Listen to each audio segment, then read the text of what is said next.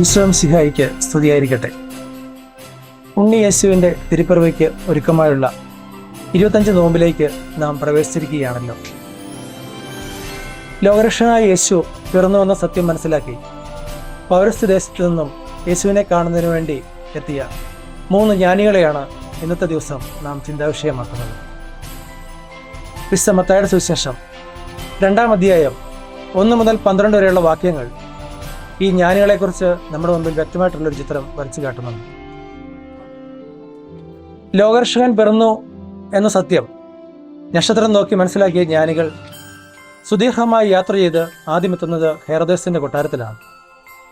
അവിടെ നിന്നും യൂദയായിലെ ബേത്ലഹേമിലാണ് തങ്ങളുടെ രക്ഷകൻ പിറന്നിരിക്കുന്നുവെന്ന സത്യം മനസ്സിലാക്കിയ ജ്ഞാനികൾ നക്ഷത്രം അവർക്ക് പകർന്നു നൽകിയ വഴിയിലൂടെ ബേത്ലഹേമിലെത്തി മാതാവിനെയും ഒപ്പം ഉണ്ണിയേശുവിനെയും കാണുകയും ഉണ്ണിയേശുവിനെ ആരാധിക്കുകയും തുടർന്ന് അവിടെ നിക്ഷേപപാത്രങ്ങൾ തുറന്ന് പൊന്നും മീറയും കുന്തിരിക്കവും അവിടത്തേക്ക് കാഴ്ചയർപ്പിക്കുകയും ചെയ്യുന്നതായിട്ടാണ് നാം സുവിശേഷത്തിൽ വായിക്കുന്നത്.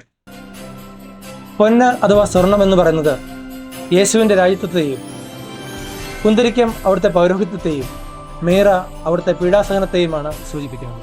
തുടർന്ന് ജ്ഞാനികൾ തങ്ങൾക്ക് ലഭിച്ച ദർശനമനുസരിച്ച് മറ്റൊരു വഴിയെ സ്വദേശത്തേക്ക് മടങ്ങിയതായിട്ടാണ് സുവിശേഷൻ വിവരിക്കുക.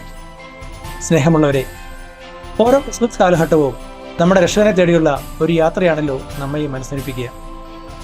അന്ന് ജ്ഞാനികൾക്ക് നക്ഷത്രം വഴികാട്ടിയെങ്കിൽ ഇന്ന് ദൈവവചനവും തിരുസഭയും നമുക്ക് രക്ഷകനിലേക്കുള്ള വഴികാട്ടുകളാണ്.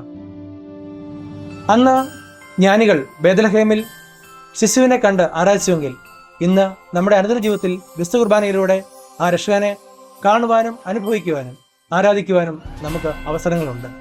ഈ 25 നോമ്പ് ആചരണവും നമ്മുടെ ജീവിതത്തിലും രക്ഷകനെ തേടിയുള്ള ഒരു യാത്രയാവട്ടെ. ദൈവവചനം വായിച്ചും ധ്യാനിച്ചും മറ്റുള്ളവർക്ക് പരവാര പ്രവൃത്തികൾ ചെയ്തുകൊണ്ടും സർവോപരി ഏറ്റവും യോഗ്യതയോടുകൂടി അന്യജന കൂദാശ സ്വീകരിച്ചുകൊണ്ടും നമ്മുടെ രക്ഷകനെ കാണുന്നതിനുള്ള ആ യാത്രയിൽ നമുക്കും പങ്കുകാരാകാം. അതോടൊപ്പം തന്നെ വിശുദ്ധ കുർബാന ഏറ്റവും യോഗ്യതയോടുകൂടി സ്വീകരിച്ചുകൊണ്ട് അന്ന് ജ്ഞാനികൾ മറ്റൊരു വഴിയെ തിരികെ പോയതുപോലെ നമ്മുടെ ജീവിതത്തിലും കടന്നു വന്ന വഴികളിൽ നിന്നും മാറി പുതിയ പുതിയ മാർഗത്തിലൂടെ നേരായ വഴിയിലൂടെ നമുക്കും മുന്നേറാം. അതോടൊപ്പം തന്നെ നമ്മുടെ ജീവിതം വഴി മറ്റുള്ളവർക്കും യേശുവിനെ കണ്ടെത്തുന്നതിനായിട്ടുള്ള വഴികാട്ടികളായിട്ട് നമ്മുടെയൊക്കെ ജീവിതങ്ങളെ നമുക്കും മാറ്റിമറിക്കാം. ഇതിനുള്ള കൃപാവരം ഈ 25 നോമ്പാചരണത്തിലൂടെ ഉണ്ണി യേശു പ്രദാനം ചെയ്യട്ടെ എന്ന് ആശംസിച്ചുകൊള്ളുന്നു, പ്രാർത്ഥിച്ചുകൊള്ളുന്നു.